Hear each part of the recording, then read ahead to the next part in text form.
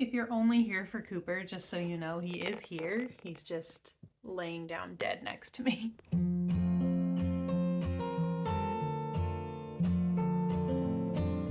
Hello, welcome to the video. Today's video is a fun one. It is a collab with a bunch of different booktubers put together by Beccie over at Bex Reads. Her channel, the giant playlist of all the other collaborators, and like all of that good stuff will be linked in the description below. So make sure to go down there and check it out after you watch this video. If you came from one of those videos and this is the first time you're ever seeing my face, hello, my name is Sarah.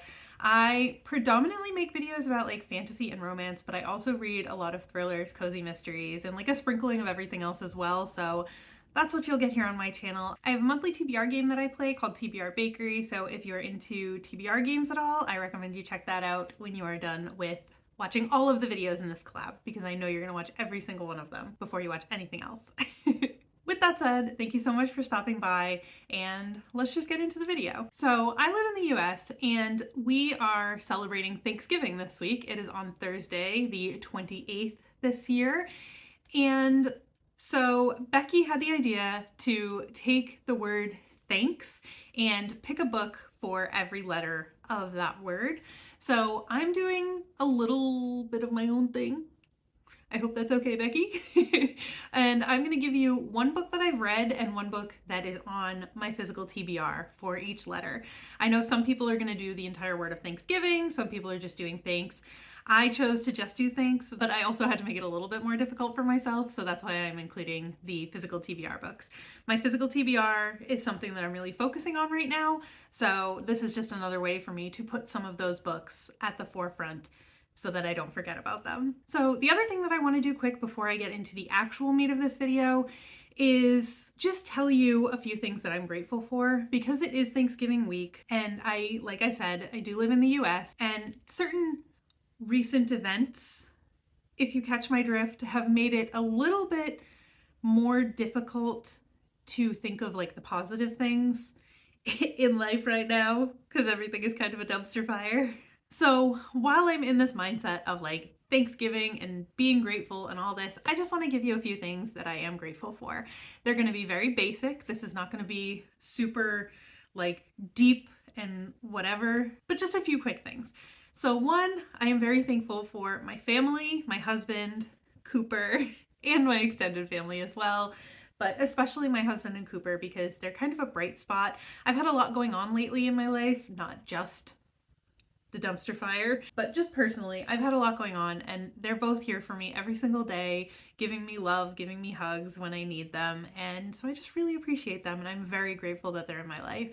Number two almost feels like a silly one, but I feel like it's something that a lot of people take for granted every day, and that is just having a roof over my head, food in my fridge, lights, water, heat for the cold days of fall, which we are finally getting here in New England. A lot of people take it for granted, like I said, including myself. Like, these are just creature comforts. I just don't even think about it when I turn on the lights or when I take a hot shower. But these are things that a lot of people don't have access to. So I have to remember to be grateful for the little things in life, because they're little to me, but they might not be little for everyone. And number three is my health.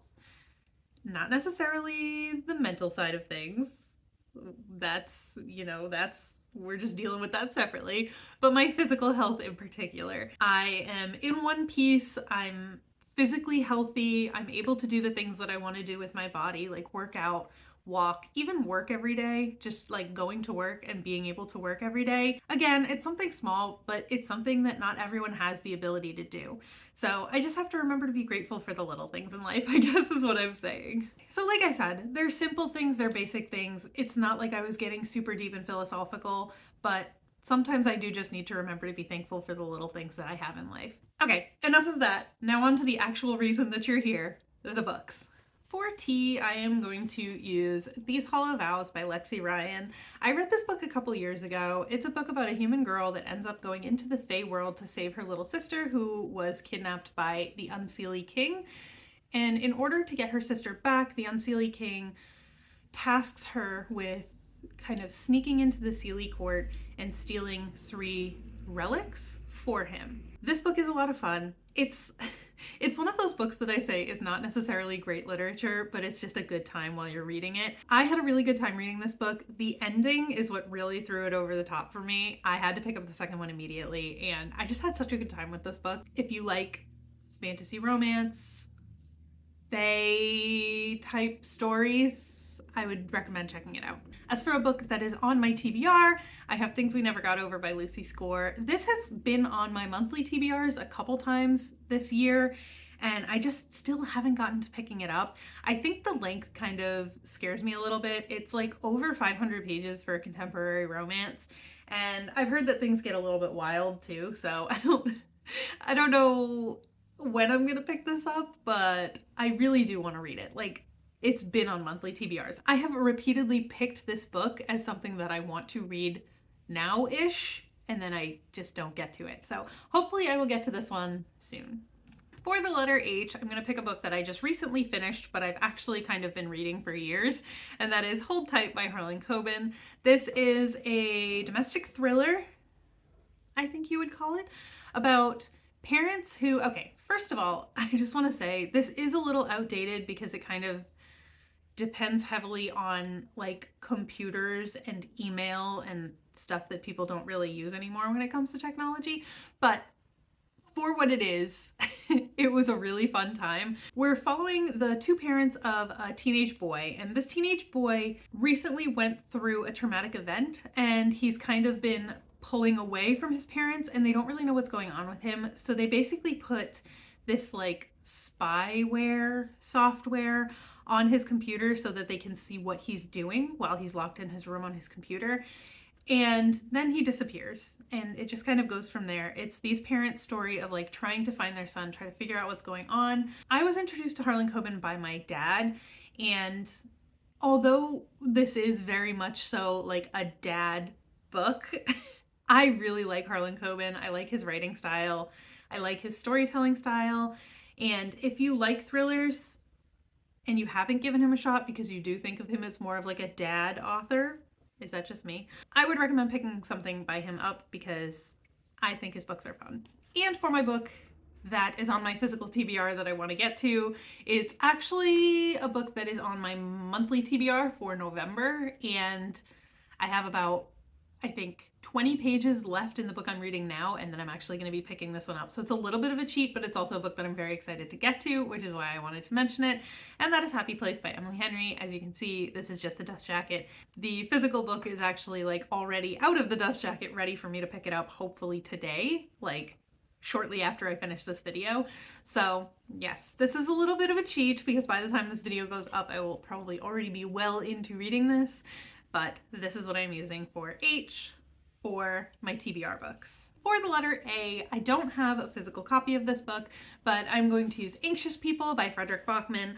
I have loved everything that I've read from Fredrik Backman so far, and Anxious People was absolutely no exception. So in this book, we're following a bank robber turned hostage taker situation. So our main character is down on their luck, and they decide that they need to rob a bank just to get a little bit of money to cover the rent. And that situation kind of gets out of control. They go on the run, and they end up trying to hide in an apartment close by, but that apartment that they run into is actually for sale, and they are in the middle of a showing. So this bank robber ends up accidentally taking all of the people viewing the apartment hostage, and we're just following two police officers, the bank robber, and all of the people that were held hostage. We get perspectives from all of them, and in typical, I feel like I can say that now because I've read a few of them, typical Fredrik Backman fashion, you are left to kind of piece the story together through the different perspectives that don't seem to come together until the end of the book. And I absolutely love that storytelling structure. And if you've never read anything by Fredrik Backman, I definitely recommend you check him out because I really, really enjoy his stuff, and I think you will too. And for my physical TBR book, I am choosing The Appeal by John Grisham. This is another dad book. I got into John Grisham because my dad liked John Grisham, and he actually gave me this book. I went to visit him in December of 2021, so it's actually almost been 3 years since he gave me this book. He had just finished it, he enjoyed it. My dad is not someone to keep books once he's finished with them, he just reads them and gets rid of them. So he gave it to me so that I could read it because he enjoyed it, and I haven't picked it up yet. So this is another one that I'm hoping to get to soon. For the letter N, I'm going to use Noor by Madi. In this book, we are following Ao, who, like, her initials are Ao, but she thinks of it for herself as an artificial organism. Ao is a girl who was born with kind of, I think she had like a birth defect, but then later on in life she was in a car accident and she ended up getting a lot of body augmentations because of the damage from the car accident. In order to kind of like piece her back together, they used body augmentations. So basically think she's like half cybernetic human, I guess, is the way I thought of it. And this is fine. She's kind of othered by society, but she just kind of carries on living her life until one day she's in a market, something happens, and she ends up going on the run. It takes place in like the plains of Nigeria, and it is a very futuristic world. So don't expect to get like present day whatever. It's a futuristic story, very much so. This is a teeny tiny book. I think it was like 120 pages or something, basically a novella. I almost wish there had been more to it, but I still gave it 4 stars because I really enjoyed it. I loved the characters, and I also loved the commentary about big corporations, if I'm remembering the correct book. I've read quite a few Madi books, and I read them a while ago, so I'm trying to like remember which one was which. But I believe this is the one with the commentary on major corporations like Amazon, for example. But yeah, I really enjoyed that. If that at all sounds interesting to you, definitely pick it up. It won't take you long to read. Like I said, it's only a little over 100 pages. So yeah, that's what I'm using for N. And for the physical TBR book, this is a book that was on my TBR for October that I did not get to, that I am still very, very interested in. And I am still hoping to pick it up this month, even though it is not on my official TBR. We know I don't really stick to those anyway. That is 19 Minutes by Jodi Picoult. First of all, it takes place in New England, which, sign me up. I love books that take place in New England. But when I read the synopsis, it also kind of reminded me of Beartown by Frederick Bachman, who I have already said in this video I absolutely love. So I'm really excited to get to this one. I'm hoping to get to it this month. We'll see if it happens. For the letter K, for the book that I've already read, I am going to use Kingdom of the Wicked by Kerri Maniscalco, and just basically that whole trilogy. I'm actually reading the 3rd one right now, but I really enjoyed the first 2, and so far the 3rd one is going really well as well. In this book, we are following our main character, Amelia. She enlisted the help of a demon. She summoned a demon to help her figure out what happened to her sister. She found her sister with her heart ripped out of her chest. So she summoned a demon to help her find out what happened to her sister, and it didn't go the way she thought it was going to. And that's really all I'll say about it. It kind of morphs as the series goes along, but that's basically the gist of the first book. It is Italian inspired, and there is a lot of food talk because Amelia's family owns a restaurant. So just keep in mind, if you want to read these books, you'll probably get hungry while you're reading them. For K, for my TBR book, I am going to use Keeping It Real by Justina Robson. This as well has been on a couple of TBRs in the past, and I just haven't gotten to it. This is a book that I bought at Borders way back in the day, clearly. And I actually own the first 4 books in the series because at the time I was so interested in it and it sounded like something that I would really love. It's almost kind of like fantasy mixed with sci-fi. So it's like sci-fantasy. And that just really appealed to me at the time. And then I never picked it up. Like, I cared enough.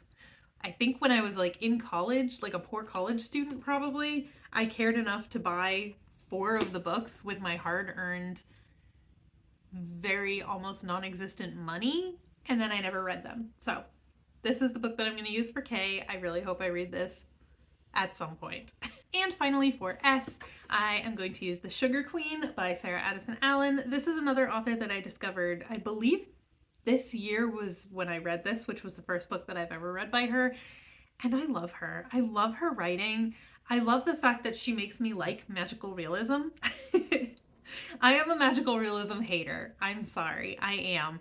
But something about the way Sarah Addison Allen writes these books that are like they're contemporary, but then she just sprinkles in like the teeniest little bit of magic, like something fantastical that just works for me. Like it just works for me. I loved this book, and I loved all of her books that I've read since I read this book.